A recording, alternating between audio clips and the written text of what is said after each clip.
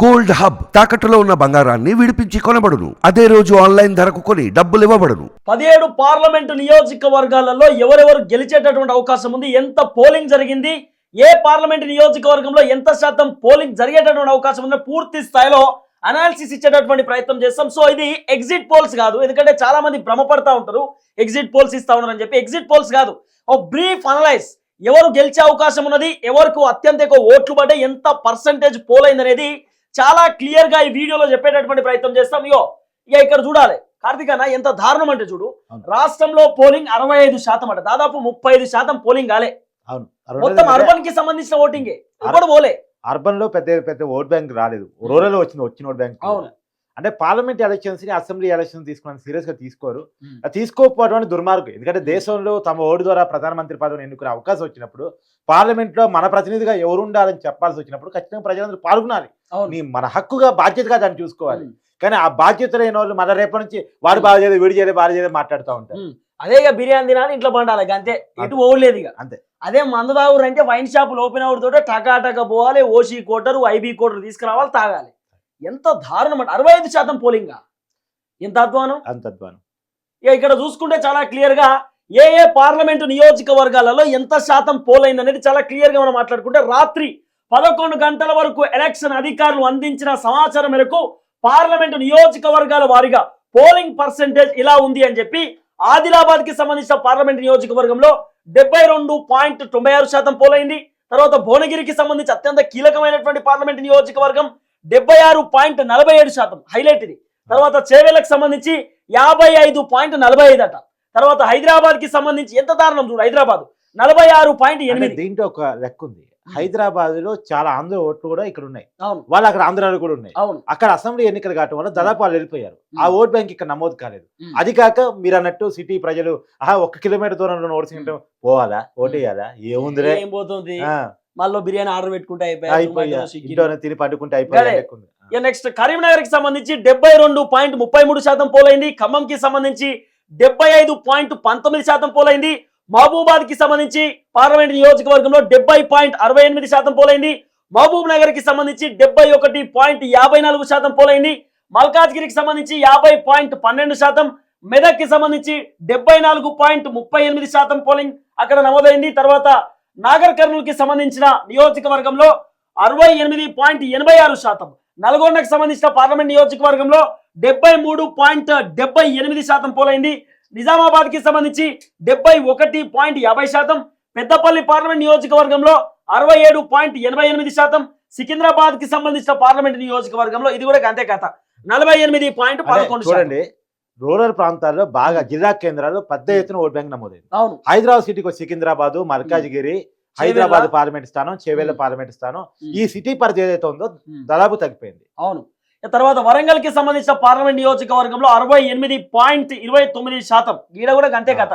జైరాబాద్ కి సంబంధించి 74.54%. Rural base ఉన్నటువంటి చోటేమో బాగా నమోదైంది, అర్బన్ బేస్ ఉన్న చోట నమోదు కాలేదు. సో మీరు ఇక్కడ చూసుకుంటే ఒక పాయింట్ ఏంటంటే, ఒక క్లియర్ కట్ పాయింట్ మీకు చెప్పే ప్రయత్నం చేస్తా, ఇది వస్తలేదుగా పాడై. ఇక ఇక్కడ హైయెస్ట్ వచ్చినటువంటి కొన్ని పార్లమెంట్ నియోజకవర్గాలలో భువనగిరి అత్యంత కీలకమైంది, 76.47%. తర్వాత ఖమ్మం సంబంధించి, ఖమ్మం కూడా హైలైట్ అన్న, 75.19% అయింది. అంటే భువనగిరిలో బీసీల శాతం చాలా ఎక్కువ, వాళ్ళు పెద్ద ఎత్తున ఓట్ బ్యాంక్ లో పాల్గొన్నారు అనేటువంటిది. ఇక తర్వాత మెదక్ కూడా 74.38% అయింది. తర్వాత జైరాబాద్ కూడా 74.54%. తర్వాత ఇంకా 75 ఉంది. కరీంనగర్ 72.33%. తర్వాత మహబూబాదు 70.68. తర్వాత మహబూబ్ నగర్ ఇది కూడా 71.54. తర్వాత నల్గొండ 73.78. నిజామాబాద్. సో బాగానే అయిందన్న, 1 2 3 4 5 6 7 8 9. ఇంకొక విషయం కూడా ఆలోచించుకోవాలి. ఇప్పుడు అర్బన్ ప్రాంతాల్లో కొంత బీఆర్ఎస్ తన హవాను కొనసాగించగలిగింది పోయినసారి అసెంబ్లీ ఎలక్షన్. అంటే అర్బన్ ప్రాంతాల్లో బీఆర్ఎస్ ఓట్ బ్యాంక్ ఉంది. బీఆర్ఎస్ ఇప్పుడు పార్లమెంట్ ఎలక్షన్స్ వచ్చేసరికి మన పార్టీ గెలవదు, పోయి కాంగ్రెస్ కో బీజేపీకో ఓటేయలేము అనుకున్న కొద్ది ఓట్ బ్యాంక్ ఉంటది కదా, అది స్ట్రమ్ అయిపోయింది అని ఉన్నది. బీజేపీకి కాంగ్రెస్ కి వేయటం ఇష్టం లేక బీఆర్ఎస్ పార్టీ పోటీలో లేదు కదా అనుకున్న ఓట్ బ్యాంకు వేయటానికి ఇష్టపడలేదు. అది కూడా అర్బన్ ప్రాంతాల్లో ఓట్ బ్యాంక్ తగ్గడానికి. సో ఒకసారి చాలా క్లియర్ గా ఇంకో అంశం కూడా తెరపైకి తీసుకొచ్చినాము. సో కొన్ని పార్లమెంటు నియోజకవర్గాలకు, అంటే 17 పార్లమెంట్ నియోజకవర్గాలకు సంబంధించిన క్యాండిడేట్లు ఉన్నారు. అట్లనే గతంలో అసెంబ్లీ ఎన్నికలలో అసెంబ్లీ ఎన్నికలలో గెలిచినటువంటి ఎమ్మెల్యేలకు సంబంధించినటువంటి మెజారిటీ, అట్లనే ఎవరెవరు దాదాపు ఇప్పుడు ఎందుకంటే ఒక్క పార్లమెంట్ సెగ్మెంట్ లో దాదాపు 7 నియోజకవర్గాలు ఉంటాయి. ఆ 7 నియోజకవర్గాలలో ఎవరెవరు గెలిచిరు అంటే ఒక పార్లమెంట్ నియోజకవర్గం అంటే ఒక 6-7 అసెంబ్లీ నియోజకవర్గాల పరిధి అని. ఎస్, ఒక్క సెగ్మెంట్ లో 7 నియోజకవర్గాలు. ఫర్ ఎగ్జాంపుల్ ఆదిలాబాద్ పార్లమెంట్ నియోజకవర్గం ఉంది. ఇక్కడ నుండి కాంగ్రెస్ పార్టీ నుండి ఆత్రం సుగుణ పోటీ చేసిరు. తర్వాత ఇక్కడ గడ్డం నగేష్ పోటీ గోదం నగేష్ పోటీ చేసిన తర్వాత బీఆర్ఎస్ నుండి ఆత్రం సక్కు పోటీ చేసినటువంటి పరిస్థితి. సో ఇది ఎస్టీ రిజర్వ్ కు సంబంధించినటువంటి పార్లమెంటు నియోజకవర్గం. ఆదివాసీలు గోండ్లు ఎక్కువ ఉంటారు. ఆదిలాబాద్ కి సంబంధించిన ఇది పార్లమెంట్ నియోజకవర్గం. ఇక్కడ 3 పోటీలో ఉన్నారు. ఇక్కడ టోటల్ ఓటర్స్ వచ్చేసి 14,89,790 ఓట్లున్నాయి. Number of polling booths 2,111. Rural voters 11,78,424 ఉన్నాయి. 79% రూరల్ కి సంబంధించినటువంటి ఓట్ పర్సెంటేజ్. అర్బన్ ఓటర్స్ సంబంధించి మనం మాట్లాడుకుంటే 3,11,366 ఉన్నాయి. కేవలం 21% మాత్రమే. క్యాస్ట్ వైజ్ కూడా ఇచ్చిండు. బుద్ధిస్ట్ 1%, ముస్లిమ్స్ 12%, ఎస్సీ 15%, ఎస్టీ 22% ఉంది. సో ఇక్కడ చాలా క్లియర్ గా మనం అర్థం చేసుకోవాల్సిందంటే ఇక్కడ వచ్చిన ఓట్ బ్యాంక్ కూడా హైదరాబాద్ లో రాలేదంటే ఎస్టీలో ఏదో మారుమూల తండాల్లో గిరిజన ప్రాంతాల్లో కొండ ప్రాంతంలో బతుకుతున్న చైతన్యం కూడా అర్బన్ ప్రాంతంలో లేదు. వాళ్ళు బెటర్ వీళ్ళకంటే. వాళ్ళు చదువుకు దూరంగా ఉంటారు, నాగరికతకు దూరంగా ఉంటారు, వెనకబాటుకు దగ్గరగా ఉంటారు. అయినప్పటికీ కూడా వాళ్ళలో ఉన్న చైతన్యం చూడండి. అదే అర్బన్ ప్రాంతంలో చదువుకున్న వాళ్ళు ఉంటారు, నాగరికత తెలిసిన వాళ్ళు ఉంటారు, పబ్లిక్ పోతారు టైం వస్తుంది, బార్ షాప్ లో పోవడం టైం వస్తుంది, రెస్టారెంట్ లో పోవడం టైం వస్తుంది. కానీ ఓటు వేయడానికి సిటీ వాళ్ళే చెప్తారు పల్లెటూరు వాళ్ళు పైసలు తీసుకుంటారు. పల్లెటూరు వాళ్ళు పైసలు తీసుకోరు, సిటీ వాళ్ళే పైసలు తీసుకొని వాళ్ళ ఇంటికానే వండుకుంటారు. అసలు జరిగే కథ అది. ఇక తర్వాత మేము చెప్పినాం కదా పార్లమెంట్ కి సంబంధించిన నియోజకవర్గాలు 7 ఉంటాయి. సో ఈ 7లో సిర్పూరు భారతీయ జనతా పార్టీ గెలిచింది. సో 3,008 మెజారిటీతో. ఆసిఫాబాద్ ఎస్టీ అక్కడ కూడా బీఆర్ఎస్ పార్టీ గెలిచింది. ఖానాపూర్ ఎస్టీ కాంగ్రెస్ పార్టీ గెలిచింది. Adilabad BJP party, Boath ST BRS party, Nirmal Bharatiya Janata party, Mudhol Bharatiya Janata party. అంటే ఇక్కడ దాదాపు 1, 2, 3, 4 భారతీయ జనతా పార్టీ. మహేశ్వర్ రెడ్డి వాళ్ళ పార్టీ సాంసద్ పక్ష నాయకుడు కూడా నిర్మల్ నుంచి గెలిచాడు అక్కడ. అవును, అదే మొత్తం భారతీయ జనతా పార్టీ 4 ఉన్నాయి. బీఆర్ఎస్ 1 ఉన్నది, కాంగ్రెస్ పార్టీ 1 ఉంది. ఆ బీఆర్ఎస్ 2 ఉన్నాయి, కాంగ్రెస్ 1 ఉంది. అంటే కొత్త బీజేపీ పార్టీ ఇక్కడ ఎడ్జ్ ఉండొచ్చు అనేటటువంటి ఒక చర్చ వినబడుతున్నది. కరెక్ట్ గా బీజేపీకి ఎడ్జ్ ఉంది. పోయినసారి ఎన్నికల్లో కూడా ఇక్కడ బీజేపీకి ఎలాంటి స్థానాలు లేనప్పుడే బీజేపీ గెలిచి చూపించింది. సోయం బాబురావు 2019లో జరిగిన ఎన్నికల్లో ఇక్కడ గెలిచి చూపించాడు. ఆ రోజుకి ఏ అసెంబ్లీ స్థానం బీజేపీకి ఇక్కడ లేదు. కానీ ఈ రోజుకి వచ్చేసరికి బీజేపీ బలం పెరిగింది, అసెంబ్లీలో ప్రాతినిధ్యం పెరిగింది. అది ఆదిలాబాద్ జిల్లా, నిజామాబాద్ జిల్లాలో క్లియర్ గా వస్తుంది. కాబట్టి ఇక్కడ ఖచ్చితంగా బీజేపీ అభ్యర్థికి అవకాశం ఉంది. కానీ బీజేపీ అభ్యర్థికి ఉండే డిసడ్వాంటేజ్ ఏంటంటే సోయం బాబురావు సహకరించలేదు. ఆ సిట్టింగ్ ఎంపీ అతని టికెట్ నిరాకరించారు, అతని ప్లేస్ లో నగేష్ టికెట్ ఇచ్చారు. సో సోయం బాబురావు అలకపోనాడు. అతని వర్గం ఏదైతే ఉందో, అతను అభిమానించే వర్గం ఏదైతే ఉందో వాళ్ళు యాంటీగా పనిచేశారు అంటుంది. ఇంకోటి ఏంటంటే సుగుణ కాంగ్రెస్ క్యాండిడేట్ ఎవరైతే ఉన్నారో ఆమెకు ఒక మంచి పేరు ఉంది. ఆమె ఏంటి టీచర్. యాక్చువల్గా టీచరు ఉద్యమాల అంటే ఆదివాసీల తరపున, గోండుల తరపున, అంటే గిరిజనుల తరపున పోరాటాలు చేసే వ్యక్తి. సో ఆమెకు అడ్వాంటేజ్ ఉంది. కాంగ్రెస్ పార్టీ రాష్ట్రంలో అధికారంలో ఉంది. రేవంత్ రెడ్డి చాలా కార్యక్రమాలు ఆదిలాబాద్ నుంచి సెంటిమెంటల్ గా స్టార్ట్ చేస్తున్నాడు. సో అదొకటి కాంగ్రెస్ కలిసి వచ్చే అంశం. So Congress versus BJP fight లో బీజేపీకి అవకాశం ఉంది. ఎందుకంటే కాంగ్రెస్ కున్న అడ్వాంటేజ్ కంటే కూడా బీజేపీకి ఉన్న అడ్వాంటేజ్ ఎక్కువ. కాబట్టి బీజేపీ గెలవడానికి అవకాశం ఉంది. కానీ టఫ్ ఫైట్ ఉండొచ్చు, కూడా చాలా టఫ్ ఫైట్ ఇచ్చేటటువంటి ఒక చర్చ అవుతుంది. ఎందుకంటే అక్కడ భారతీయ జనతా పార్టీకి 4 కాన్స్టిట్యున్సీస్లలో ఎమ్మెల్యేలు ఉన్నారు కాబట్టి కొంత బీజేపీకి ఎడ్జ్ ఉండొచ్చు అనే చర్చ అయితే వినబడుతున్నది. తర్వాత భువనగిరి పార్లమెంట్ నియోజకవర్గం అది అత్యంత కీలకమైనటువంటి నియోజకవర్గం. ఎందుకంటే దాదాపు 76.47% పోలింగ్ అయింది. ఇక్కడ మొత్తం 17 పార్లమెంట్ నియోజకవర్గాలలో ఇదే టాప్ పోలింగ్ లో. కాబట్టి ఎట్లుండొచ్చు ఇక్కడ బీజేపీ పార్టీ నుండి, ఇక్కడ కాంగ్రెస్ నుండి చామల కిరణ్ కుమార్ రెడ్డి ఉన్నాడు, భారతీయ జనతా పార్టీ నుండి బూర నర్సయ్య గౌడ్ ఉన్నాడు, బీఆర్ఎస్ నుండి క్యామ మల్లేష్ ఉన్నాడు. కానీ ఇక్కడ కులాలు డిఫరెంట్, రెడ్డి, గౌడు, యాదవ్. సో ఇట్లున్నారు. ఇక్కడ బీసీలకు సంబంధించి అత్యంత కీలకం. దాదాపు 3 లక్షల కాంగ్రెస్ పార్టీ మీద చాలా పెద్ద విమర్శ వచ్చింది కూడా. ఇక్కడ బీసీకి ఎందుకు టికెట్ ఇవ్వలేదు? అవును, ఇద్దరు వాళ్ళ బీసీలకు ఇచ్చినప్పుడు అదే బీఆర్ఎస్ అంటే నామినల్ వాళ్ళ అధికారంలో పోయారు. ఇప్పుడు పార్టీకి పెద్ద ఇది లేదు, పార్లమెంట్ లో గెలిచిన పార్టీ ఏం చూపించలేదు అనే కారణం చేత ఇప్పుడు బీఆర్ఎస్ ఓట్ బ్యాంక్ ఎవరికి పోద్ది అనేది ప్రధానం. యాక్చువల్గా బూర నర్సయ్య గౌడ్ 2014లో బీఆర్ఎస్ పార్టీ నుంచి, అప్పుడు టీఆర్ఎస్ పార్టీ నుంచి ఎంపీ, భువనగిరికి ఎంపీ. మొన్న కూడా 2019 ఎన్నికల్లో కూడా బీఆర్ఎస్ పార్టీ నుంచి పోటీ చేశాడు. అప్పుడు టీఆర్ఎస్ పార్టీ నుంచి చాలా కొద్ది మెజార్టీతో ఓడిపోయారు, చాలా కొద్దిలో ఓడిపోయాడు. లేకపోతే దాదాపు దాదాపు గెలిచినంత పని చేశాడు. సో ఇప్పుడు మళ్ళా నిలబడ్డాడు. కాకపోతే బీజేపీ పార్టీ నుంచి నిలబడ్డాడు. కానీ బీజేపీ పార్టీకి సంస్థాగతంగా భువనగిరిలో ఏమీ లేదు. బూర నరసింహగౌడ్కి మాత్రం క్రేజ్ ఉంది, బీసీలో ఓట్ బ్యాంక్ ఉంది. ప్రత్యేకించి గౌడ ఆయన సామాజిక వర్గం ఏదైతే ఉందో అది బలంగా ఆయన పక్షాన్ని నిలబడింది కాబట్టి పోటీ ఇచ్చాడు. పార్టీ కూడా బలంగా ఉండుంటే ఖచ్చితంగా గెలవగలిగే పరిస్థితి ఉండేది. కానీ చామల కిరణ్ కుమార్ రెడ్డికి ఇక్కడ అసెంబ్లీ స్థానాలు చూడండి, మొత్తం కూడా ఒకటి మినహాయిస్తే అది జనగాము, మల్లారాజేశ్వర రెడ్డి మినహాయిస్తే 6 నియోజకవర్గాలు మొత్తం కాంగ్రెస్ కి. సో 6 నియోజకవర్గాలు ఎమ్మెల్యేలు కాంగ్రెస్ ఉంది, అది అడ్వాంటేజ్. అది కాక ఈ జిల్లాలో కోమటిరెడ్డి రాజగోపాల్ రెడ్డి ప్రభావం, కోమటిరెడ్డి వెంకటరెడ్డి అంటే వాళ్ళ బ్రదర్స్ ప్రభావం, తర్వాత కాంగ్రెస్ ఇతర నాయకులు జానారెడ్డి గారు. రేవంత్ రెడ్డి ఇంకో కీలకమైన అంశం ఏంటంటే రాజగోపాల్ రెడ్డి చామల కిరణ్ కుమార్ రెడ్డిని గెలిపించుకుంటే నీకు నేను మంత్రి పదవి ఇస్తాను. ఇది చామల కిరణ్ కుమార్ రెడ్డికి రేవంత్ రెడ్డికి బాగా సన్నిహితుడు. ఈయన గెలిపించుకోవడం కోసం రాజగోపాల్ రెడ్డికి హోమ్ మినిస్టర్ ఆఫర్ చేసి, మరి ఆయన హోమ్ మినిస్టర్ అంటే వాళ్ళ బ్రదర్ పోస్ట్ బీకేయాలి, మరి కోమటిరెడ్డి వెంకరెడ్డి పోస్ట్ బీకేయాలి, చూడాలి ఏదో ఒకటి ఉంటుంది.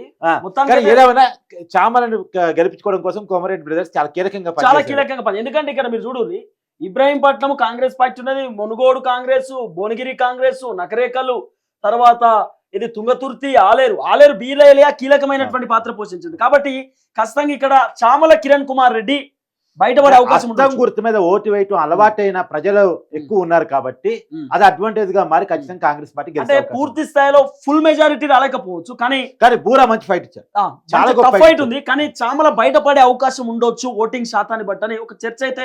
బీఆర్ఎస్ ఓట్ బ్యాంక్ అంతా బూరా నరసింహగౌడ్కి పడే అవకాశం అయితే ఉంది. భువనగిరికి సంబంధించి అది.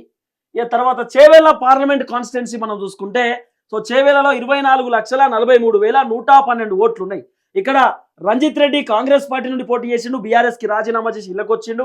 భారతీయ జనతా పార్టీ నుండి కొండా విశ్వేశ్వర రెడ్డి, బీఆర్ఎస్ పార్టీ నుండి కాసాని జ్ఞానేశ్వరం, ఆయన టీడీపీ పార్టీ అధ్యక్షుడుగా ఉన్నాడు, ఆయన రాజీనామా చేసి బీఆర్ఎస్ ఆయన ముదిరాజ్ యాక్చువల్ గా Ranjith Reddy first ticket announce చేశారు బీఆర్ఎస్ పార్టీ. ఆయన కాదు నేను పోటీ చేయని మీ పార్టీ నుంచి అని పార్టీకి రాజీనామా చేసి కాంగ్రెస్ పార్టీలో జాయిన్ అయిన తర్వాత కానీ ఏ ముదిరాజు టికెట్ ఇవ్వలేదు. మొదటే బీసీ టికెట్ ఇచ్చి ఉంటే బీసీలు బీఆర్ఎస్ నమ్మేవాళ్ళు.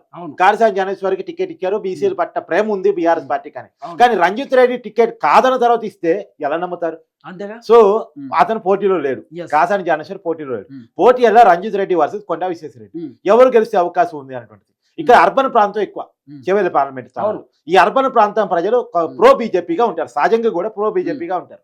అదే ఇక్కడ రూరల్ ఓట్స్ 1,52,981 ఉంటే 43% ఉంటే, అర్బన్ ఓటర్స్ దాదాపు 13,90,131 57% ఉన్నారు. 57% ఉన్నారు.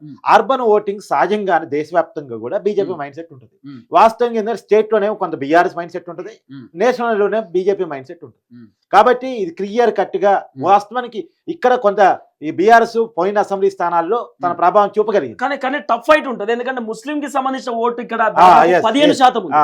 ఆ ముస్లిం ఓట్ బ్యాంకు రంజిత్ రెడ్డికి ఓల్ అండ్ సోల్ గా పోయే అవకాశం 100% ఉంది. కానీ దాంట్లో ఏమన్నా బీఆర్ఎస్ ముస్లిం ఓట్ బ్యాంక్ కొంత తీర్చుకోగలిగితే అది మళ్ళీ డిసడ్వాంటేజ్ కూడా అయ్యే అవకాశం. అవును. సో కొండా విశ్వేశ్వర రెడ్డి మెజారిటీ భారీ ఎత్తున రాకపోవచ్చు, కానీ బయటపడే అవకాశం ఉండొచ్చనే ఒక వార్త వస్తున్నది. ఇంకోటి ఏంటంటే కొండా విశ్వేశ్వర రెడ్డి 2014లో ఆల్రెడీ అక్కడ ప్రజలకు తెలిసిన ఎంపీ, బీఆర్ఎస్ పార్టీ స్థానికంగా ఉన్నాడు. 2019లో అతను కాంగ్రెస్ పార్టీకి మారటం వల్ల మాత్రమే టికెట్ రంజిత్ రెడ్డికి బీఆర్ఎస్ పార్టీ ఇవ్వడం జరిగింది. అది కూడా కొండా విశ్వేశ్వర చాలా చిన్న రేషియోతో ఓడిపోయింది.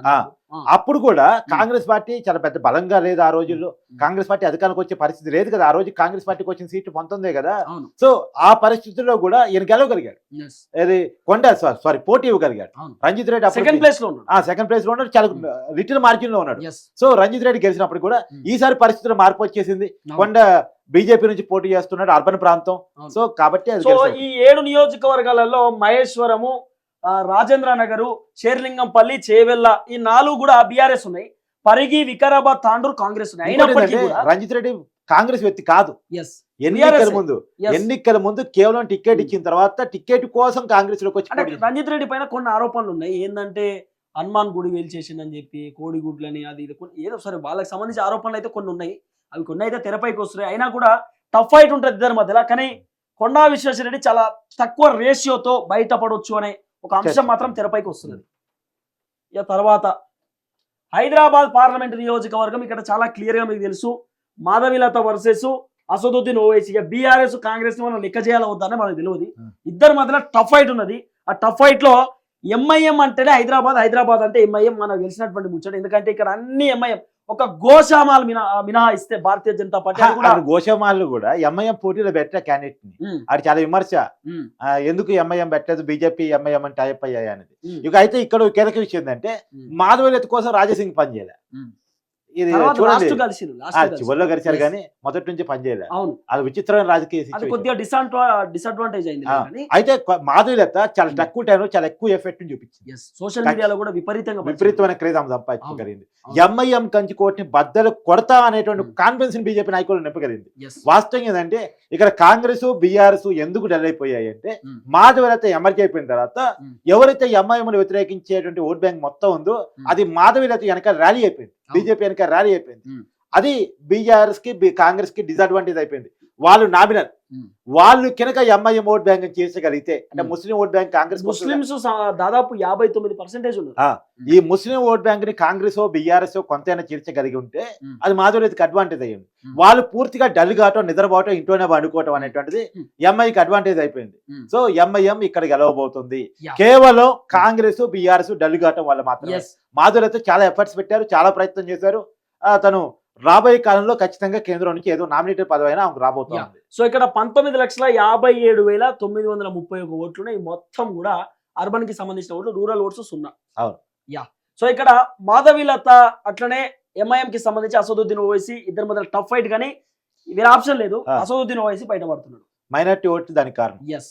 తర్వాత కరీంనగర్ పార్లమెంట్ నియోజకవర్గం, ఇది ఎంత చెప్పినా తక్కువేనేమో నాకు తెలిసి. ఎందుకంటే పాపం వినోద్ కుమార్ ఆయన ఎప్పుడు లాస్ట్ లేకపోతే సెకండ్, అవును. ఇక ఫస్ట్ ప్లేస్ కొత్తలో లేదో అనేది అంటే పెద్ద doubt. 2014లో బీఆర్ వాస్తవం ఏంటంటే కరీంనగర్ బీఆర్ఎస్ కంచుకోట. ఉమ్. కేసీఆర్ వరుసగా గెలిచిన స్థానం కదా ఇది. Yes, అవును. ఒక టైంలో వైఎస్ రాజశేఖర రెడ్డి ఉద్యమ సమయంలో కేసీఆర్ కరీంనగర్ లోనే ఫస్ట్ సభ పెట్టింది. అది YS Rajasekhara Reddy by elections వస్తే కేసీఆర్ ని ఇక్కడ నుంచి తరిమేయాలని బలంగా ఫిక్స్ అయ్యే ప్రయత్నం చేసిన సాధ్యం కాలే. కేసీఆర్ గెలవగలిగిన కరీంనగర్ పార్లమెంట్ స్థానం నుంచి బై ఎలక్షన్స్ అంత కరుడు కట్టిన స్థానంలో 2014లో ఇతనికి ఇచ్చేసి ఇతను గెలిపించుకుంటే కేసీఆర్ బినామీ అని చెప్పేసి 2019కి వచ్చేసరి పరుగు వదిలి పెట్టేసిండు, ఓడిపోయాడు. ఇప్పుడు అసలు 2019లోనే ఓడిపోయిన వ్యక్తి ఇప్పుడు ఎలా గెలవగలడు? వినోద్ కుమార్ పోటీ కాదు కరీంనగర్ లో. కాంగ్రెస్ అసలే పోటీ కాదు, కాంగ్రెస్ క్యాండిడేట్ పెట్టలేయాలి. చివరి దాకా రేపు నామినేషన్ వేయాలన్నప్పుడు ఇవాళ వచ్చింది. అవును. పాప ఆయన బట్టలు ఎప్పుడు చదువుకోవాలి, ఎప్పుడు బిస్తలు చాలా పెద్ద టైం ఉంటాయి కానీ అంటే పాపం పోస్టర్లను నేర్పించుకుంటా క్యారేజ్ గిరేజ్ చదువుకోవాలి, బో ఎట్లా తింటారు లేకపోతే మోసం కాదు.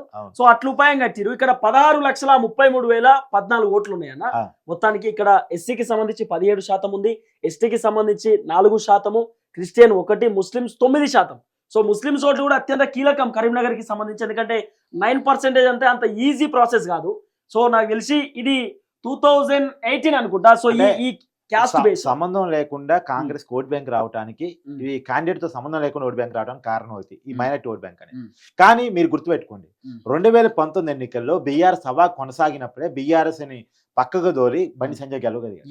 ఆ రోజు బండి సంజయ్ గెలవగలిగారు. ఇంకోటి ఏంటంటే కరీంనగర్ లో బండి సంజయ్ వ్యక్తిగతంగా ఓట్లు ఉంటాయి. అవును. రెండోది మీకు ఒక విషయం కూడా చెప్తా. బండి సంజయ్ 2019 గెలిచే నాటికి ఒక్క స్థానం కూడా కరీంనగర్ లో బీజేపీకి లేదు. తనంతట తాను, మీరు అన్నట్టు తనంతట తాను ఎమర్జీ గెలవగలిగాడు. అసలు ఇంకోటి ఏంటంటే 2019 ముందు రాష్ట్ర వ్యాప్తంగా బండి సంజయ్ తెలుసు, కరీంనగర్ ప్రజలకు మాత్రమే తెలుసు. ఇక రాష్ట్ర వ్యాప్తంగా బీజేపీకి నాయకుడు అంటే బండి సంజయ్. మళ్ళీ ఇంకోటి బండి సంజయ్కి ఇంకో ఫేవర్ ఏమైందంటే సానుభూతి ఓట్లు పడ్డాయి. మొన్న రాష్ట్ర అధ్యక్ష పదవి తీసేసిరు, ఒక బీసీని తీసేసి రెడ్డికి ఇచ్చిర్రు.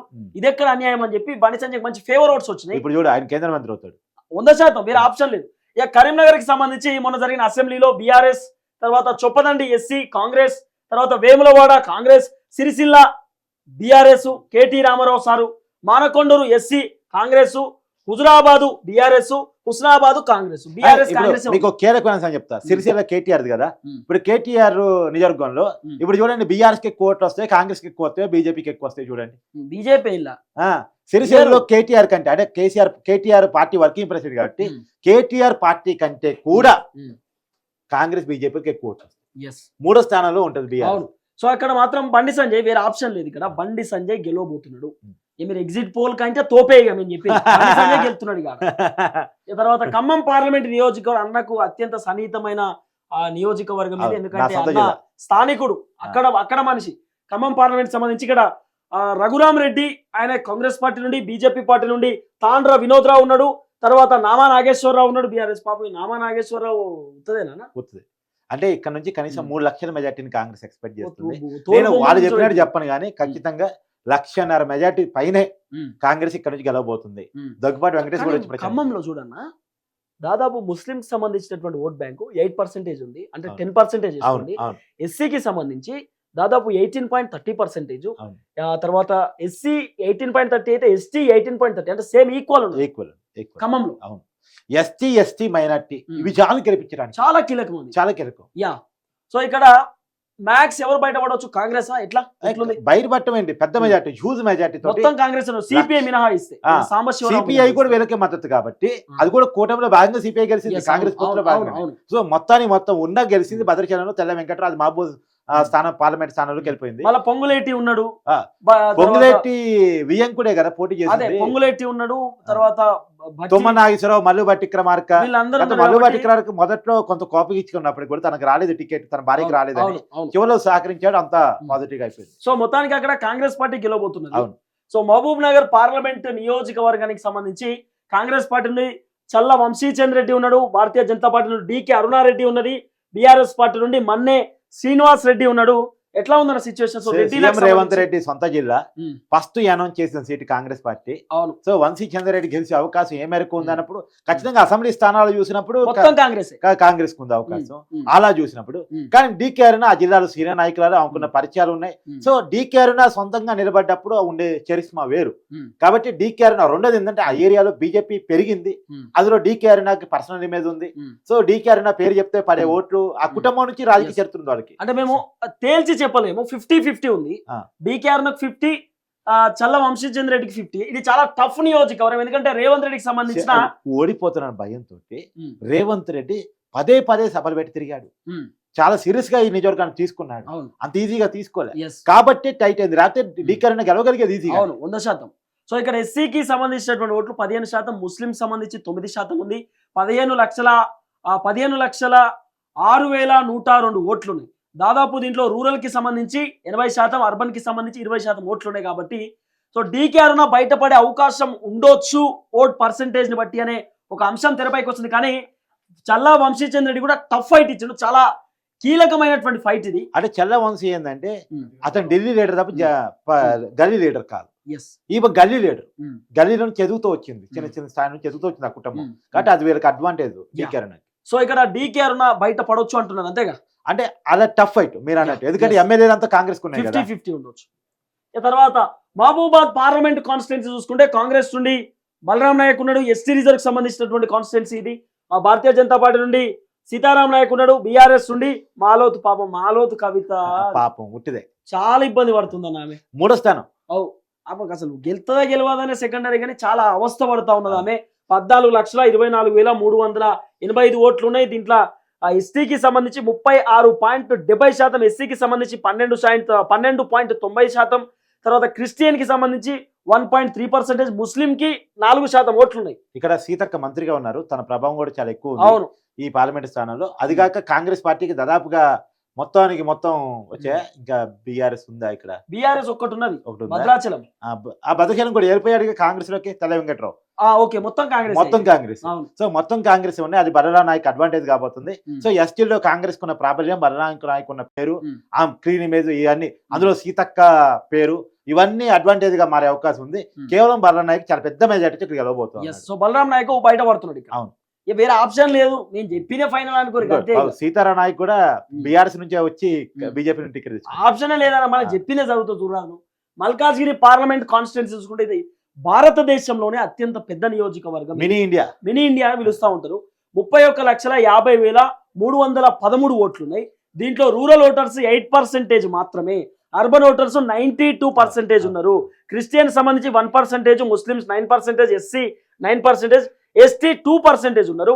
ఇక్కడ కాంగ్రెస్ పార్టీ నుండి సునీతా మహేందర్ రెడ్డి ఉత్తకతే, భారతీయ జనతా పార్టీ నుండి ఈటల రాజేందర్ ముదిరాజ్, తర్వాత బీఆర్ఎస్ పార్టీ నుండి రాగిడి లక్ష్మారెడ్డి ఉన్నాడు. అది ఉత్తకతే, ఉత్తకతే. ఈ రెండు ఎందుకంటే సునీతా మహేందర్ రెడ్డిని ఉత్తదే అని ఎందుకు అంటున్నా, ఉత్తకతే అని ఎందుకు అంటున్నా? లోకల్ కాదు కదా, లోకల్ కాకపోయినా అప్పుడు మైక్ ఇచ్చి మాట్లాడమంటే మొన్న సోనియా గాంధీను రాహుల్ గాంధీ వాళ్ళు ప్రాణత్యాగం చేసుకోరని చెప్తుంది. అట్లా మాట్లాడుతున్నారు, ప్రాణత్యాగం చేసి అని మాట్లాడుతున్నారు. అట్లీస్ట్ ఆమెకి ఏమైనా ప్రిపరేషన్ చేసినా మాట్లాడిస్తే ఏమైనా ఉంటుండే ఉపాయం ఉంటుండే కానీ సరే టఫ్ ఫైట్ అయితే ఉంటుంది. ఈటల రాజేందర్కు గొప్ప మెజారిటీ రాలేకపోవచ్చు కానీ ఈటల రాజేందర్ బయటపడతాడు. ఎందుకంటే సానుభూతి ఓట్లు ఉన్నాయి. కేసీఆర్ అయిన ఇప్పుడు రిలేషన్ అనేటటువంటి బీఆర్ఎస్ ఓట్ బ్యాంక్ కూడా ఈటల రాజేందర్ పడే అవకాశం ఉంది. మళ్ళా- బీఆర్ఎస్ ఎమ్మెల్యే మల్లారెడ్డి పోయి మల్లారెడ్డి చెప్పిండు, వాటేసుకొని నువ్వే గెలుస్తున్నావు నువ్వే అని అడిగాడు. గెలుస్తున్నవే ఈడ నువ్వే వస్తున్నవే అని చెప్పి అవును. మల్లారెడ్డి చెప్తుంది. అవును. అంటే చాలా క్లియర్ గా అంటే ఈ ముగ్గురు క్యాండిడేట్ లో కూడా ఈటల రాజేందర్ ఉన్న స్టేచర్ వీళ్ళిద్దరికీ లేదు. ఎందుకంటే ఇప్పుడు మేడ్చల్ అయినా మల్కాజ్గిరి అయినా కుత్బుల్లాపూర్ కుక్కట్పల్లి ఉప్పలు ఎల్బీ నగర్ సికింద్రాబాద్ కంటుంది ఈ అందరు ఎమ్మెల్యేలేమో బీఆర్ఎస్ పార్టీ అవునా ఈ అందరు ఎమ్మెల్యేలు కూడా ఈటల రాజేందర్కి అత్యంత సన్నిహితులు. ఈటల రాజేందర్తో క్లోజ్ ఉన్నారు. ఒక ప్లేట్ లో తిన్నారు వీళ్ళంతా. కేసీఆర్ తర్వాత అసలు ఆ పార్టీకి శాసనసభ పక్ష నేతగా చేసిన వ్యక్తి కదా. ఈటల రాజేందర్ కీలకమైన వ్యక్తి. అనేక దాదాపు మంత్రి పదవులు అనుభవించారు. విభేదించే వరకు రాజకీయాల నుంచి అంటే బీఆర్ఎస్ పార్టీ నుంచి రాజకీయంగా బయటకు వచ్చేంత వరకు కూడా మంత్రిగా ఉన్నాడు 2014 నుంచి వరుసగా. అవును ఖచ్చితంగా కాబట్టి ఈటల రాజేందర్ బయట పడుతున్నాడు. వేరే ఆప్షన్ లేదు. గట్టి మెజారిటీ అని చెప్పము, ఒక 2-3 రేషియోతో బయటపడేటటువంటి అవకాశం ఉంది ఖచ్చితంగా. సో ఈటల రాజేందర్ ఆడ వేరే ఆప్షన్ లేదు. ఇక మెదక్ పార్లమెంట్ కాన్స్టిట్యున్సీ త్రిబుల్ తలాకా మేము ఎప్పటి నుండో చెప్పుకుంటూ వచ్చినాం. త్రిబుల్ వార్ ఉండొచ్చు, త్రిబుల్ తలాకా కూడా ఉంటది. ఇక తర్వాత కాంగ్రెస్ పార్టీ నీలం మధు ముదిరాజు ఉన్నాడు, రఘునందన్ రావు భారతీయ జనతా పార్టీ బీఆర్ఎస్ ఉండి, ఇక్కడ వెంకట్రామరెడ్డి ఉన్నాడు. కానీ కొంత వెంకట్రామరెడ్డికి ఏదో అనుకూలంగా కనబడుతుంది. యాక్చువల్గా ఏంటంటే దానికి కారణం కూడా ఉంది. ఇప్పుడు కేసీఆర్ సొంత నియోజకవర్గం గజ్వేల్ గానీ, Hmm. తర్వాత సిద్దిపేట హరీష్ రావు సొంత నియోజకవర్గం సిద్దిపేట గానీ, అలా బీఆర్ఎస్ కంచి కోటలుగా ఈ రోజుకి రాష్ట్రంలో ఉన్నటువంటి ప్లేసులు ఆ పార్లమెంట్ స్థానం పరిధిలోనే ఉన్నాయి. Yes. కాకపోతే ఎందుకు ఈజీగా బీఆర్ఎస్ గెలిచిందని చెప్పలేకపోతున్నాం అంటే రఘునందన్ చాలా గట్టి గొంతు బీఆర్ఎస్ కి అంటే బీజేపీకి దుబ్బాకులో గెలుపు ద్వారానే ఉప్పొచ్చింది. దుబ్బాకులో అయితే గెలుపు ఈ వెంకట్రామరెడ్డికి గెలవచ్చు అని ఎందుకు అంటున్నాం మనం అంటే సిద్దిపేట అవును తన్నీరు హరీష్ రావు అవును ఆయన బీఆర్ఎస్ కి సంబంధించి దాదాపు మామూలు మెజారిటీ అవును 82,308 మెజారిటీతో కేవలం సిద్దిపేట ఉంటమే తర్వాత ఈ పార్లమెంట్ స్థానంలో తర్వాత గజ్వేల్ అవును కల్వకుంట్ల చంద్రశేఖర్ రావు అవును. 45,031 మెజారిటీతో గెలిచిండు. మామాళ్ళు ఇద్దరు దాడు ఈ వెంకటరామరెడ్డి అదే అదే అదే అడ్వాంటేజ్ కాబోతుంది. వాళ్ళిద్దరు ఉపాయం కడతారట మెల్లగా. అవును. సో ఇక్కడ త్రిబుల్ తలాకా ఉన్నా కూడా వెంకటరామరెడ్డి ఎందుకో డౌట్ కొడుతుంది బయట కానీ పడవచ్చు. రఘునందన్ ఫైట్ ఇస్తున్నాడు. ఎస్ టఫ్ ఫైట్ ఉంది, చాలా టఫ్ ఫైట్. ఊహించలేము మనం ఏదో ఎందుకంటే వెంకటరామరెడ్డి మీరు విషయం గుర్తుపెట్టుకోవాలి, దుబ్బాకలో బై ఎలక్షన్ లో గెలిచిన తర్వాత బీఆర్ఎస్ పత్రం స్టార్ట్ అయింది. ఈ ఎన్నికల్లో ఖచ్చితంగా బీఆర్ఎస్ ఓడిపోవటం వెనక రఘునందన్ ఉన్నాడు, రఘునందన్ గొంతు ఉంది. అదే అతనికి అడ్వాంటేజ్, ఆ సానుభూతుంది. కాకపోతే ఇందా తిరుగు చెప్పినట్టు ఖచ్చితంగా సిద్దిపేట గజ్వేల్ అక్కడ బీఆర్ఎస్ కంచుకోటలు కావటం, అక్కడ 82,000 మెజార్టీ 42,000 మెజార్టీతో వాళ్ళు గెలవటం, ఆ ఓట్లు చాలు బీఆర్ఎస్ గెలిపించడానికి. అంటే ఈ మధ్య కాలంలో కొంత కాంగ్రెస్ పైన 6 గ్యారెంటీల విషయంలో కొంత ఒక 1-2% వ్యతిరేకత వచ్చింది కాబట్టి ఆ ఓట్లు కూడా వెంకటరామరెడ్డికి ఏమైనా మలినయా? ఎందుకంటే కేసీఆర్ నువ్వే రావాలి సార్ అని చెప్పి నేల ముదిరాజు పాపం థర్డ్ ప్లేస్ కే పోయే అవకాశం. నిజంగానే ఆయన బలిపశువు చేసిరు. అవును, అవును. ఒక ముదిరాజు బిడ్డ బీసీ బిడ్డను అంటే బలిపశువు ఓడిపోయే స్థానంలో బీసీలు టికెట్ ఇచ్చింది. మరి భువనగిరి ఎందుకు ఇవ్వలేదు కాంగ్రెస్? భువనగిరి వచ్చు కదా, నల్గొండ ఎందుకు ఇవ్వలేదు? ఖమ్మంలో ఎందుకు ఇవ్వలేదు? చామల పైన నీలం నిల్చోబెట్టొచ్చు కదా, అవును, ఈజీగా గెలుస్తుండే. నీలం మధు ఈజీగా అదే గెలుస్తుంది. అదే ఇది బూర నర్సిగౌడ్ చాలా బాధ అనిపిస్తుంది. విహెచ్ నన్ను ఖమ్మంలో ఇవ్వమని అడిగాడు, ఇవ్వచ్చు కదా. అట్లా ఇయ్యరు, రెగ్లే కావాలి మాకు, కావాలే కావాలి, వాళ్ళే నడుపుతారు మాకు. సో ఇక్కడ వెంకటరామరెడ్డికి ఏమన్నా ఫేవర్ ఉంటుంది. ఎందుకంటే కంప్లీట్ 7 నియోజకవర్గాలలో బీఆర్ఎస్ పార్టీ 6 ఉన్నది, కేవలం మెదక్ అది కూడా మైనంపల్లి రోహిత్ మాత్రమే కాంగ్రెస్ నుండి గెలిచినటువంటి పరిస్థితి. అది కూడా 10,157 మెజారిటీ తోటి సొంత కాన్స్టిట్యున్సీ కాబట్టి ఆడ గెలిచిండు. సో ఇక్కడ త్రిబుల్ వార్ ఉంటుంది కానీ వెంకటరామరెడ్డి బయట పడవచ్చు అనే చర్చ వినబడుతుంది. కానీ చెప్పలేము, రఘునందన్ రావు కూడా గెలవచ్చు. ఇక తర్వాత నాగర్ కర్నూలు ఎస్సీ పార్లమెంటు నియోజకవర్గం, ఇక్కడ పోతుగంటి భరత్ ఉన్నాడు భారతీయ జనతా పార్టీ నుండి. అంటే సిట్టింగ్ స్థానంలో ఉన్నటువంటి బీఆర్ఎస్ పార్టీ ఎంపీ అక్కడ రాములు వాళ్ళ కొడుకు. అన్న నిజంగా పార్టీ మారి రాములు అనేటటువంటి వ్యక్తి మచ్చలేనటువంటి వ్యక్తి లేకున్నాడు. అవినీతి లేదు, ఒక్కసారి కూడా ఇల్లే మనం అవినీతి చేసిన పలానా రాములు ఏది ఇల్లే అన్న. వాళ్ళ కొడుకు పోటీ చేస్తున్న ఆయన జెడ్పీ చైర్మన్ గా ఉన్నాడు. అక్కడ జెడ్పీ చైర్పర్సన్ గా బీఆర్ఎస్ నుండి ఆ బీఎస్పీకి రాజీనామా చేసి కేసీఆర్ సంకర చేరి బహుజనవాదం అని చెప్పి డ్రామాలు కొట్టేటువంటి ఆర్ఎస్ ప్రవీణ్ కుమార్, అది అతని క్యారెక్టర్కే పెద్ద మచ్చ. అవును, ఆర్ఎస్ ప్రవీణ్ కుమార్ 10 సంవత్సరాలు పబ్లిక్ కి మంచి చేసిన ఏదో ఒక చిన్న తప్పు చేసింది చూడు, మొత్తం తప్ప అతను మొత్తం రాజకీయ జీవితాన్ని పురుస్తా పెట్టుకున్నాడు. అవును, కేవలం ఒక చిన్న నిర్ణయం ఫలితంగా. అంటే నిన్నటి దాకా ఏ గొంతుకునైతే అతను మోసాడు, ఏ గొంతుకు అయితే మారాడు, ఏ జనం కోసం ఫైట్ చేశాడు, ఆ జనాన్ని మోసం చేసి ఏదైతే కోట రాజకోట అది రాజరికం అని చెప్పేసి ఆ రాజకోటలో పోయి చేరిపోయిన తర్వాత ఇంకెక్కడ ఉంది వ్యాలిడిటీ? అంతే కదా. సో మొత్తానికి ఇక్కడ మల్లు రవికి ఫేవర్ ఉంటుంది. ఎందుకంటే దాదాపు అసెంబ్లీ 5 స్థానాలన్నీ. నియోజకవర్గాలు కాంగ్రెస్ పార్టీ అవును. కేవలం 2 మాత్రమే. ఒకటి గద్వాలు, అలంపూర్ 2 మాత్రమే బీఆర్ఎస్ ఉంది.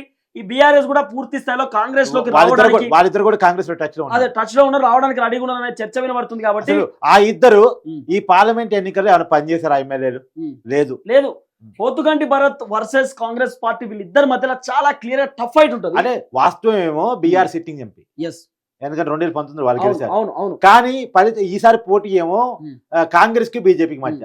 కానీ మూడో అక్కడ స్థానం. రాములకు మంచి పేరు ఉంది కాబట్టి పోతుగంటి భరత్ కూడా టఫ్ ఫైట్ ఇచ్చారు. కాదు, ఇక్కడ మాదిగ ఓట్ బ్యాంక్ చాలా Yes. కీలకమైనది. అవును. మాదిగలకి టికెట్ ఇవ్వకుండా మాదిగలకి ఎప్పుడు ఇస్తా ఉన్నారు. ఉమ్. అసలు మాదిగలని మర్చిపోయింది కాంగ్రెస్ పార్టీ Yes. అనేది బాగా ఉమ్. జరిగింది. అక్కడ ఉపకులాలు కూడా ఉంటాయి. అవును. ఎస్సీకి సంబంధించిన ఉపకులాలు దాదాపు కానీ ఏదేమైనా ఈ 19.60% కాన్స్టిట్యూన్సీలో మల్లూరావు అయితే గెలవచ్చు. గెలవచ్చు 100%, వేరే ఆప్షన్ లేదు. ఇక తర్వాత నల్గొండ పార్లమెంట్ కాన్స్టిట్యున్సీ చూసుకుంటే రఘువీర్ రెడ్డి ఉన్నాడు కాంగ్రెస్ పార్టీ నుండి, సైది రెడ్డి భారతీయ జనతా పార్టీ నుండి, కృష్ణారెడ్డి బీఆర్ఎస్ పార్టీ నుండి ఉన్నాడు. ఇక నాకు అర్థం కాదు, సైదిరెడ్డి ఆడటువంటి ఆశ్చర్యం. ఈ కేసీఆర్ కుటుంబానికి అత్యంత ఆప్తుడు, కేటీఆర్ కి బాగా దగ్గర. ఆయన బీజేపీ బోర్డు గదే ఆశ్చర్యం వేసింది. ఆశ్చర్యం ఆశ్చర్యం మరి ఏమైనా ఉపాయం కట్టిండా మరి? కావచ్చు. కేసీఆర్ ఎట్లా ఉపాయం కట్టి ఏదో అంటే ఒకసారి జైలు బాల్స్ వచ్చిందని పోయాడేమో కానీ మరి అట్లా గిట్ల ఏమైనా చేసిండో లేదు కానీ ఇక్కడ మాత్రం కాంగ్రెస్ సిట్టింగ్ ఎంపీ ఇది ఉత్తమ్ కుమార్ రెడ్డి గతంలో అంతే పనిచేశాడు. అంతే. ఈయన వేరే ఆప్షన్. కోమటిరెడ్డి వెంకటరెడ్డి, నల్గొండ అంటేనే కోమటిరెడ్డి వెంకటరెడ్డి, నల్గొండ మొత్తం హవా అనేది ఉంటది కాబట్టి ఈయన గెలిపిస్తాడు అంతే. రఘువీర్ రెడ్డికి వెళ్తుండు, నేను చెప్పినా జరుగుతుంది చూడు. రఘువీర్ రెడ్డికి వెళ్తుండు, మంచి మెజారిటీతో బయటపడతారు. ఆయన ఎవరు లేడు వేరే. నిజామాబాద్ పార్లమెంట్ నియోజకవర్గం కాంగ్రెస్ పార్టీ నుండి జీవన్ రెడ్డి ఉన్నాడు, సింప్లిసిటీ పర్సన్.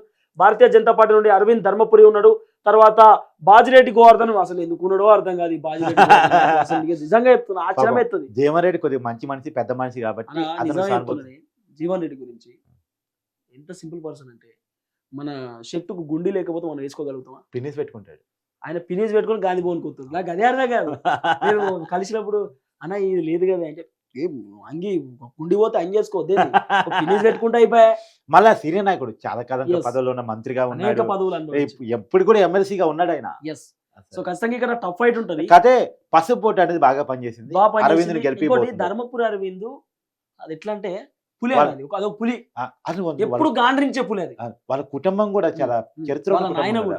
అవును కదా, బీసీ వాళ్ళ నాయన తోపు. అవును. కాబట్టి ఇక్కడ ధర్మపురి అరవింద్ బయటపడే అవకాశం ఉంది. బీసీ ఓట్ బ్యాంక్ పెద్ద ఎత్తున కానీ అరవింద్ ఓన్ ముస్లిం చేస్తుంది. కి సంబంధించిన ఓట్లు మాత్రం ధర్మపురి అరవింద్ కి చాలా గట్టి దెబ్బ పడుతుంది. ఎందుకంటే 17% ఉంటుంది అక్కడ. అవును. చాలా పెద్ద ఓట్ బ్యాంకు అది. జీవన్ అయితే రెడ్డి గనక ఇంకోటి ఏంటంటే ఈ ముస్లిం ఓట్ బ్యాంక్ చూపించి హిందూ ఓట్ బ్యాంక్ ని పోలరైజ్ చేసుకునే దమ్ము అరవింద్ ఉంది. ఎస్ ఉంది. కానీ హిందువులకు సంబంధించినటువంటి ఓట్లు అనేవి పడ్డప్పుడు ముస్లిమ్స్ అది అత్యంత కీలకం ఓట్ బ్యాంక్. కాబట్టి ముస్లిమ్స్ ఓట్లు కొంత జీవన్ రెడ్డి పోతే కొద్దిగా టఫ్ ఉండే అవకాశం ఉంది. భారీ మెజారిటీ రాదు ధర్మపురి అరవింద్ కానీ బయటపడుతుంది. అవును. పోయినసారి కంటే అంటే తక్కువ మెజారిటీ. మైనారిటీ ఓట్ బ్యాంక్ కొంత బీఆర్ఎస్ కూడా చేసుకోగలిగింది. నేనేమంటున్నా అంటే ఇప్పుడు పోయినసారి ధర్మపురి అరవింద్ ఎట్లయితే గెలిచిండో ఎంత మెజారిటీతో, సరే ఒక 25. ఇంకోటి ఆ రోజు గెలిచిన కవిత మీద. అవును మరి. అవును, అది కవితకు లేదు కాబట్టి అసలు ఆమెకు ఓటేసే పరిస్థితి లేదు బీఆర్ఎస్ పార్టీ, ఎవరు నమ్మే పరిస్థితి లేదు బీఆర్ఎస్. ఇంకోటి ఏంటంటే అక్కడ ఈ జిల్లాలో ఈ పార్లమెంట్ పరిధిలో కేసీఆర్ స్వయంగా కామారెడ్డి నుంచి పోటీ చేసి ఓడిపోయాడు. అవును, అదొక డిసడ్వాంటేజ్ వాళ్ళకి.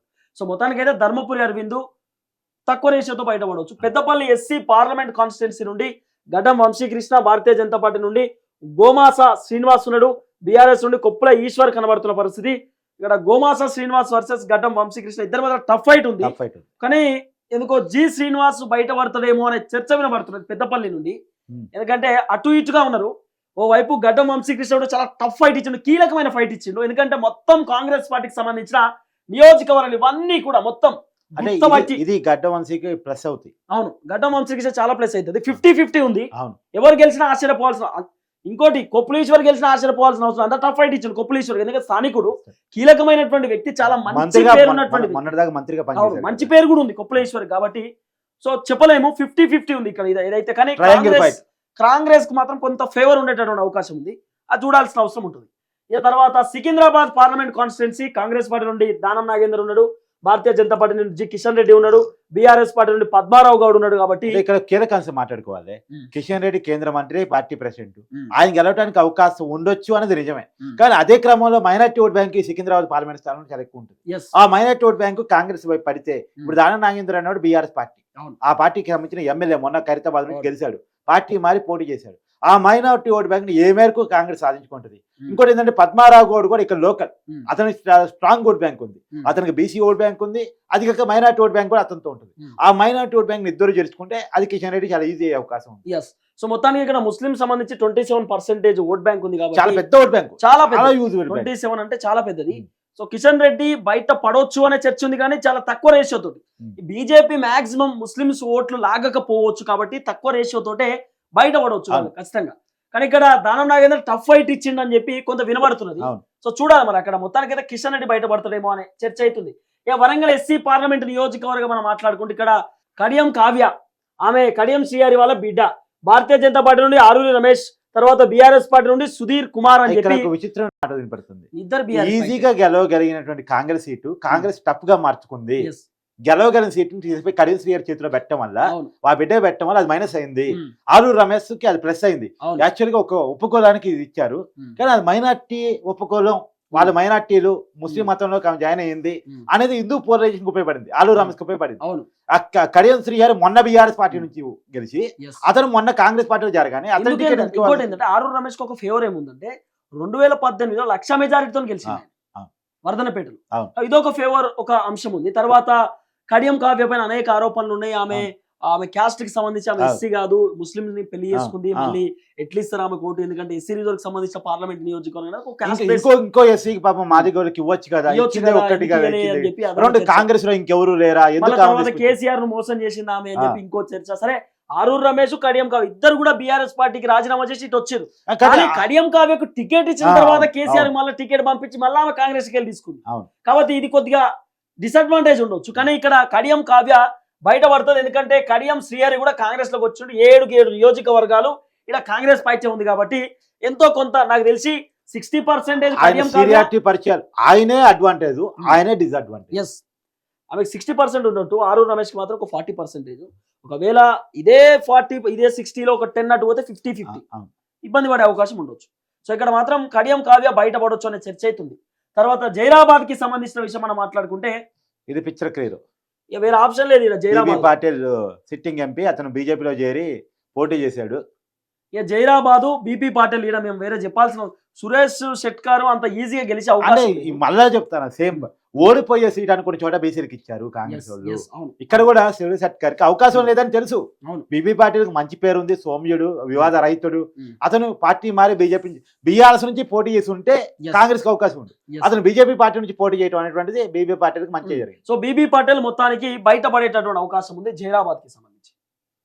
సో ఇది మొత్తానికి కీలకమైనటువంటి పార్లమెంట్ సెగ్మెంట్ అయితే మీకు ఇక్కడ ఒక కీలకమైన పాయింట్ చెప్తా. నేను కార్తీక్ అన్న మా టీం చేసినటువంటి అంటే మేము ఈ పార్లమెంట్ కి సంబంధించినటువంటి ఓట్ల కంటే ముందు, అంటే పోలింగ్ కంటే ముందు మేము ఒక సర్వే చేసినాం. ఆ సర్వే ఏం చేసినాం అంటే, మేము భారతీయ జనతా పార్టీకి 7 ఇచ్చినాం, అప్పుడు బీఆర్ఎస్ పార్టీకి 1 ఇచ్చినాం, ఎంఐఎంకి 1 ఇచ్చినాం, కాంగ్రెస్ పార్టీకి 8 ఇచ్చినామే. ఇప్పుడు మనం చేసినటువంటి లిస్ట్ లో కూడా ఆ పోలింగ్ కి సంబంధించిన విషయంలో కూడా ఒక్కొక్క పేరు మనం ఇప్పుడు చెప్తా ఉంటే కూడా సేమ్ మనం ఏదైతే చెప్పినామో అదే జరిగింది. నువ్వు చూడు, మనం అప్పుడు ఏం చెప్పినాము, భారతీయ జనతా పార్టీ స్ట్రాంగ్ ఉన్నటువంటి భారతీయ జనతా పార్టీ కరీంనగర్ లో స్ట్రాంగ్ ఉంది, మల్కాజ్గిర్ లో ఉంది, చేవెళ్లలో ఉంది, నిజామాబాద్ లో ఉంది. తర్వాత బీజేపీ పార్టీ మే అగైన్ ఫాలోయింగ్ భారతీయ జనతా పార్టీ మళ్ళా వచ్చేటటువంటి పకడ్బందీ సీట్లు ఆదిలాబాద్ 1, తర్వాత సికింద్రాబాద్, జైరాబాద్ అని చెప్పిన ఇప్పుడు గదే ముచ్చడి చెప్పినాం మనం దీంట్లో. ఇప్పుడు మనం చేసినటువంటి అంశంలో కాంగ్రెస్ పార్టీ స్ట్రాంగ్ ఎటు ఖమ్మం, మహబూబాద్, నల్గొండ, పెద్దపల్లి. తర్వాత Congress maybe gain following Bhuvanagiri, Warangal. మనం అదే చెప్పినాం దీంట్లో. అంటే ఇది మనం చూడలే, ఫస్ట్ మనం చెప్పిన దాంట్లో మళ్ళీ ఇక్కడ యాస్టీజ్ చూసుకుంటే సేమ్ ఇట్లనే ఉంది. ఎంఐఎం స్ట్రాంగ్ ఎట్ హైదరాబాద్, వేరే ఆప్షన్ లేదు. కానీ త్రిబుల్ సిచ్యువేషన్ మెదక్ 3-1 అని చెప్పినాం, మహబూబ్ నగర్ 3-1 అని చెప్పినాం, నాగర్ కర్నూలు 3-1 అని చెప్పినాం.